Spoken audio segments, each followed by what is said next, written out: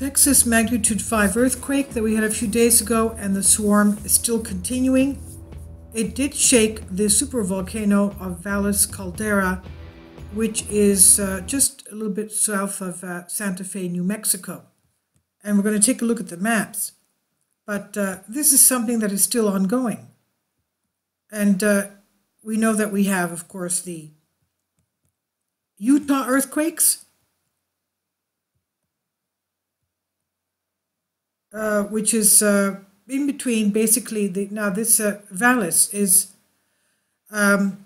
northwest of the area of the Texas quake swarm,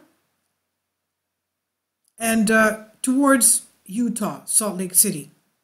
Now we know that we've recently found that the mid-continental rift mantle plume goes all the way from Lake Superior to the west, going southwest, passing through Iowa, Kansas, where we have 15 volcanoes, diamond-spitting volcanoes, and it goes through Oklahoma, where we're also having another quake swarm, and we'll see today we had a 3-magnitude quake in Wokomis, Oklahoma, and the quake swarm over Mentone, Texas is still ongoing. Even today we had 3.7, 3.0 magnitude. Plus, these are only the ones that are above 2.5. Of course, we have under 2.5. Salt Lake City is still rocking, but we learned that the mid-continental rift mantle plume goes all the way into Texas and then turns west into New Mexico. And we have the Valles Caldera in New Mexico, and the 5 magnitude definitely shook the Valles Caldera of supervolcano in New Mexico, and may have even jolted what is ongoing there at Salt Lake City. Let's take a look at the maps. Mentone, Texas, sorry I spelled that wrong. The Greek letters are in Greek because I'm in Greece, and that's what Google Earth comes out as. We're at Google Earth. This is where we're having our quake swarms, and right on top, of course, it is an area of fracking. I have to tell you that.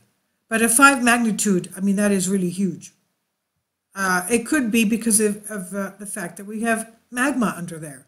And the magma is coming from Lake Superior. That's one of the biggest igneous provinces from the beginning. This is about 880 million years old, 880 million years old. And this western part goes right through these states and into Texas and into west into New Mexico. And the eastern part goes and flanks on the area of New Madrid seismic zone, which is the Real Foot Rift Zone, which is a rift valley. So is this a rift valley? This is opening. At one point, Superior was much closer to Wyoming. This is spreading. There's magma under there. This magma here, of course, we know that we have magma here. We have the Jacksonville, Mississippi volcano. The Colosseum is built right over the volcano crater. Believe it or not, that's so. We have asphalt volcanoes here. All these are volcanic islands in the Caribbean, where we have a lot of quakes around Haiti. And we have, of course, Mexico and Guatemala. We have earthquakes there and volcanic activity. But here we're talking about this. We have the mantle plume, and it's full of magma. There is magma, but the geologists don't know where the source of that magma is. Is it here? Is it from Baja? We don't know. Now, Baja, we know, feeds the West Coast volcanoes, that mantle plume, and part of it goes towards through Utah and into Yellowstone. That one there. We've seen that cross section many times, and that goes this way, the eastern part of it. But let's go to the Texas area. Okay, here we are, that 5 magnitude and the swarm ongoing. And this is, I marked Santa Fe because this is where we have the Valles Caldera, and around Los Alamos. That's a nature reserve. It's a national park. And this is more of past areas that had earthquakes. Da Serra volcano in Colorado. We have Mount Lindsay in Colorado. We have Grand Sand Dunes volcano, Colorado. And then we have Utah. That's Salt Lake City, Utah, right there. Salt Lake City right there. And that's where that mantle plume from the Baja area that feeds the west going towards the east also goes right through Salt Lake City up to Yellowstone right there, that line right there, okay? And we had the 5.7 that came out of nowhere a couple of days ago. Salt Lake City in an area of the Salt Lake area in Utah Lake, that was at one point a much bigger lake, but it's been landfilled in certain areas where Salt Lake City has been built, and that's why there's it's the sediment is soft, and there's liquefaction going on there with earthquakes, especially with big earthquakes. We had the the Mormon Temple of the Latter-day Saints has sustained damage to the spire and the statue on top of it, and we had some bricks falling from buildings as well. So that mantle plume, that magma feeds, passes right here and goes into Yellowstone.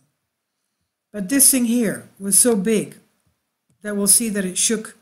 That was so big that it shook, and I would venture it also shook, well, let's look at the map. It also shook Salt Lake, but this is our area right here. That's it. These are today's quakes. This is Oklahoma. Okay. But you'll see more under there. Okay. There we go. Okay, that's a swarm. This is a 3.7. I don't know. I don't think anybody reported this. Yeah, nobody reported that. But then the 3.3 a couple of hours later, 3.0. And this is the one that we had, okay, on the 26th, 2 or 3 days ago, the 5 magnitude. And that was reported by almost 2,000 people, reported to USGS. And let's take a look at the shaking. Okay, now I've marked, let's take out the shaking so you can see the fault lines. The fault lines. Okay. And then we'll put the, okay. So this is it, and you can see that we have a number of faults. Wherever you have rivers, of course, you have faults.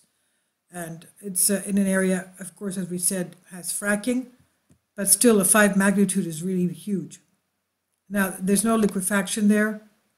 And let's go to the shake maps, shake intensity, because I want you to see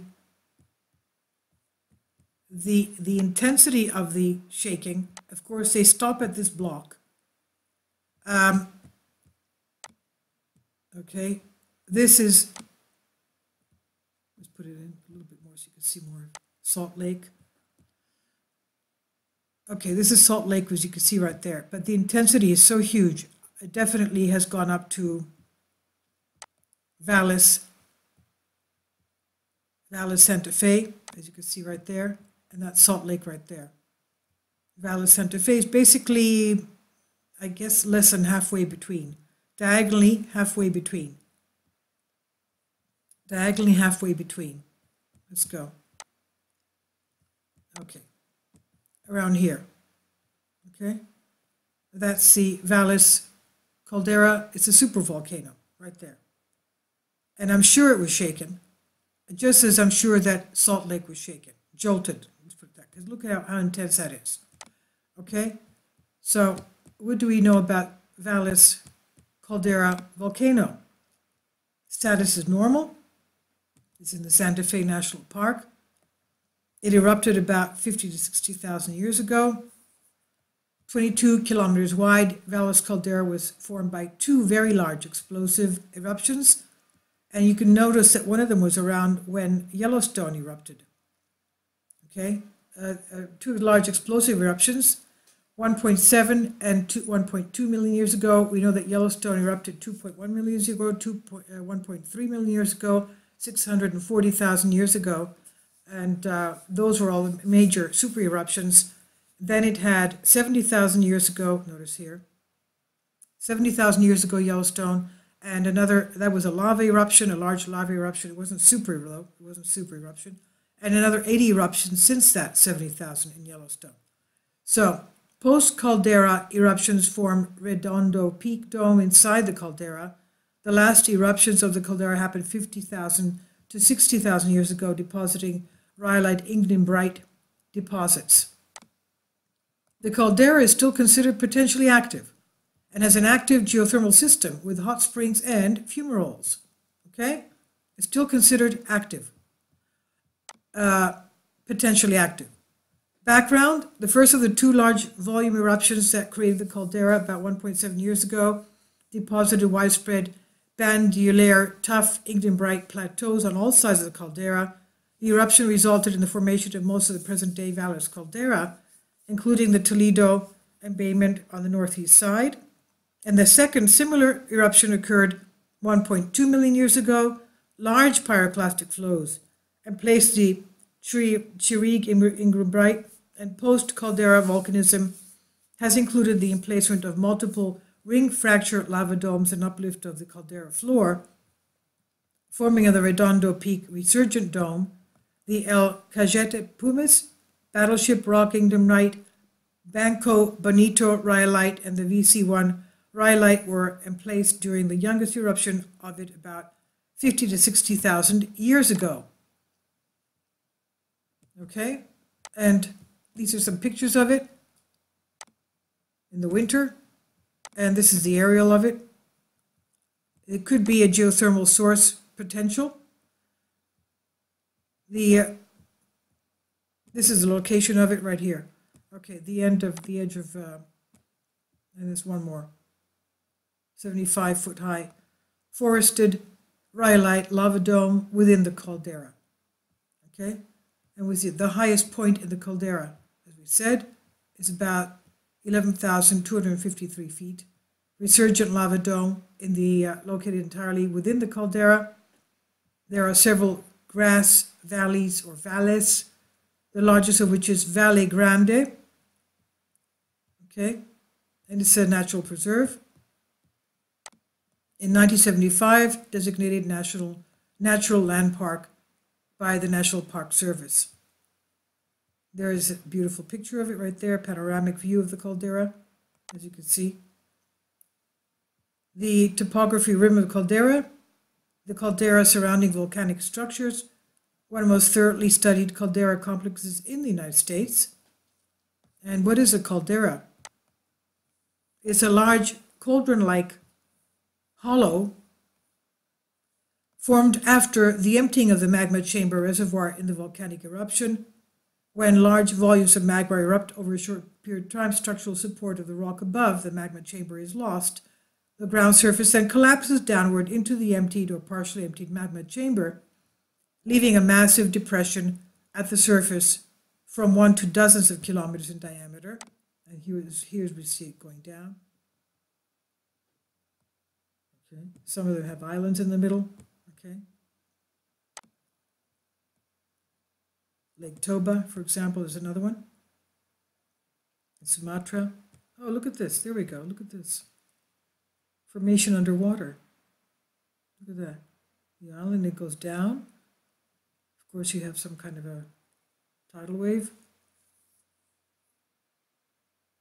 Okay. Explosive caldera eruptions. Okay. Galapagos Archipelago. The moon. Okay. Well, you can see. This is where we are. Okay.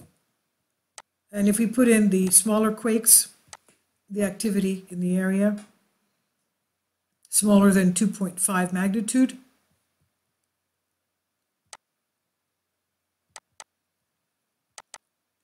And pulling out. Okay. And you can see we still have a lot more in Salt Lake. They're still going on. Those are the little ones.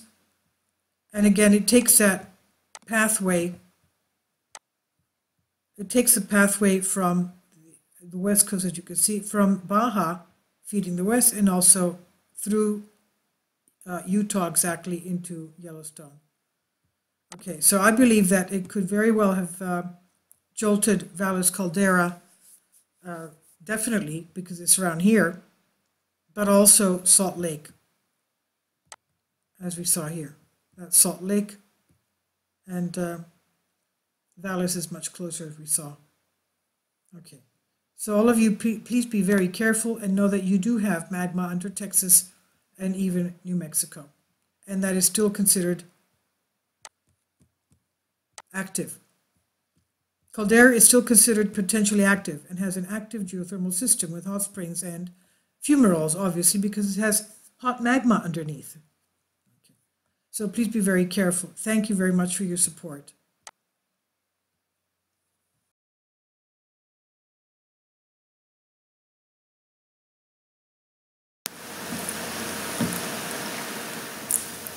If you'd like to join me on my Patreon account, you will hear content not covered by mainstream media. These riveting stories will be based on my research, and I will state my opinions and give my personal insight on diverse and controversial subjects and world events not covered by mainstream media, and not supported by YouTube guidelines. So whatever I have on my Patreon, most of those will not be on my YouTube channel. Please consider becoming a member today. More of the most significant and important videos will be on my Patreon channel. Your support helps me to continue my research and keeps this YouTube channel alive. And we depend on your support, your generous charity, because we help economically challenged families here in Athens, Greece, in Kapota, and we also help the young generation with university tuition and the community around our church. Thank you.